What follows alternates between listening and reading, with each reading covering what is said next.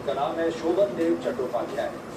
तो बागी गुट ने कहा है कि शोभन देव चट्टोपाध्याय को नेता विपक्ष के पद से हटाकर बागी गुट से एक नया नेता चुना जाए और वही नेता पश्चिम बंगाल की विधानसभा में नेता प्रतिपक्ष होना चाहिए।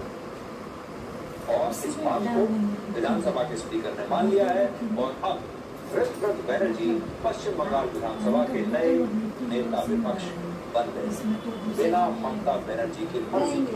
ममता बनर्जी ने और अभिषेक बनर्जी ने जिस नेता को नेता विपक्ष नियुक्त किया विधानसभा में, उसे हटा दिया गया है और ममता बनर्जी की मर्जी के खिलाफ ऋतव्रत बनर्जी अब नेता विपक्ष बन गए।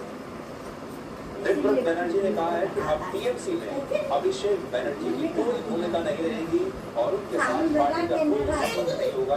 यानी लोगों ने आते ही तो सबसे पहला काम किया है वो ये किया है कि उन्होंने अभिषेक बनर्जी को पार्टी से निकाल दिया है, एक प्रकार से हटा दिया है और कह दिया कि उनकी कोई भूमिका नहीं। ममता बनर्जी ने मुस्लिम तुष्टीकरण के सहारे 15 वर्षों तक पश्चिम बंगाल में अपनी सरकार चलाई, लेकिन इस समय विधायकों के गुट को मान्यता दे दी। इससे पहले टीएमसी के बागी गुट ने उनके नेता ऋतव्रत बनर्जी के नेतृत्व में 58 विधायकों ने विधानसभा स्पीकर को अपना समर्थन पत्र देकर कहा कि वही असली टीएमसी है, ये ही असली टीएमसी पार्टी है।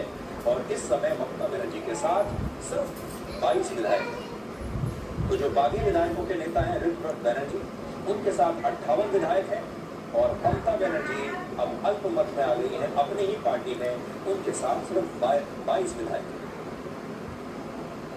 हालांकि ऋतव्रत बनर्जी का दावा है कि 2 और विधायक उन्हें समर्थन दे सकते हैं। अगर ऐसा होगा तो आप ये मान लीजिए कि बागी विधायकों की कोई नई पार्टी नहीं बना रहा, वो टीएमसी को ही अपनी पार्टी बता रहे हैं। इनका कहना है कि अब भी ममता बनर्जी ही उनकी नेता रहेगी और ममता बनर्जी ही उनकी पार्टी की अध्यक्ष भी रहेगी, लेकिन वो ममता बनर्जी के किसी भी फैसले को स्वीकार नहीं करेगी। यानी फैसले अब ये लोग लेंगे, इसलिए वो पश्चिम बंगाल विधानसभा का हर महत्वपूर्ण पद टीएमसी के बागी गुट के विधायकों को अब देना चाहते हैं। आज बागी गुट ने विपक्ष के उपनेता पद के लिए भी अपने 4 विधायकों और चीफ व्हिप के पद के लिए भी अपने 1 विधायक का नाम दे दिया है। इसका मतलब है कि ममता बनर्जी के साथ वैसा ही खेला हो गया जैसा महाराष्ट्र में शिवसेना और एनसीपी के साथ हुआ था।